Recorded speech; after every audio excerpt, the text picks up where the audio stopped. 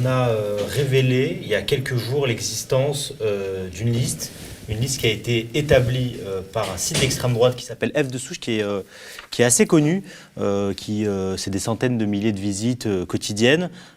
C'est un site extrêmement agressif qui est sur des thématiques qui sont chères à l'extrême droite, l'immigration, l'insécurité, l'islam. Le fichier qui a été retrouvé sur le site internet de F de Souche par le journaliste Abou Hafs constitue plusieurs infractions pénales.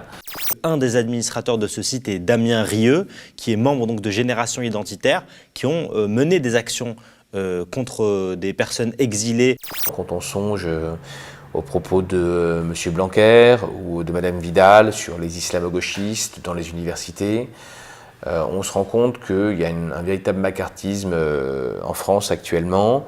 C'est plutôt les gens à gauche qui sont ciblés, donc de la France Insoumise jusqu'à Europe Écologie Les Verts, en passant par le PCF et Génération. Il y a un véritable danger à la constitution de ce type de fichiers. Ce sont des fichiers qui, dans l'histoire, ont été utilisés à maintes reprises pour arrêter, surveiller, voire plus, en termes de rétorsion, des personnes à raison de leur appartenance politique ou de leur appartenance confessionnelle ou de leur orientation sexuelle. C'est vraiment la fascisation généralisée, c'est la question de la déportation, c'est la question de la purification ethnique. Sandrine Rousseau, bonjour. C'est fait, vous êtes au second tour de la primaire des écologistes. C'était pas gagné, c'était une candidate qui a commencé sa campagne il y a 1 an. Peu de monde avait entendu parler d'elle, le pays ne la connaissait pas. Elle tient tête, ce qui est bien en politique, ce qui est une qualité. Ça, il faut lui reconnaître. On ne veut plus du racisme, on ne veut plus de la misogynie et du sexisme. Et puis, on veut juste une autre société, une société où on arrête de consommer pour consommer et on arrête cette espèce de folle machine.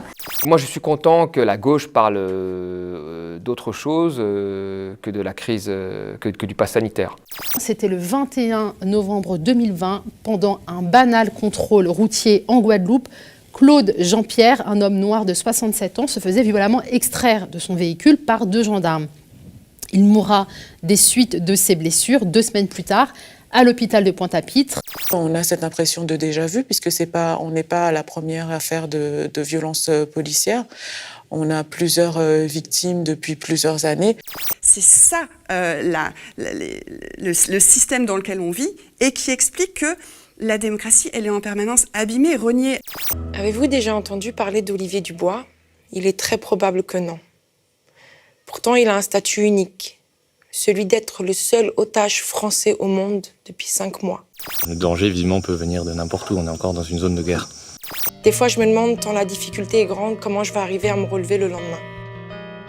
Pour amener la paix, les autorités n'ont pas hésité à offrir l'impunité à de notoires criminels de guerre, tels qu'Abdoulaye Hissène. Cet ancien chef Séléka a fait fortune dans le trafic de pierres précieuses. Il est aujourd'hui sous sanction de l'ONU pour ses crimes, pillages, tueries, attaques contre des casques bleus. Écoutez, là, j'avoue que là, c'est pas du mépris, mais j'ai du mal, quoi. Voilà, ça passe pas. J'ai pas peur de balles, comme ça. Je vais avoir peur de la justice? Non. C'est chaud, chaud, chaud.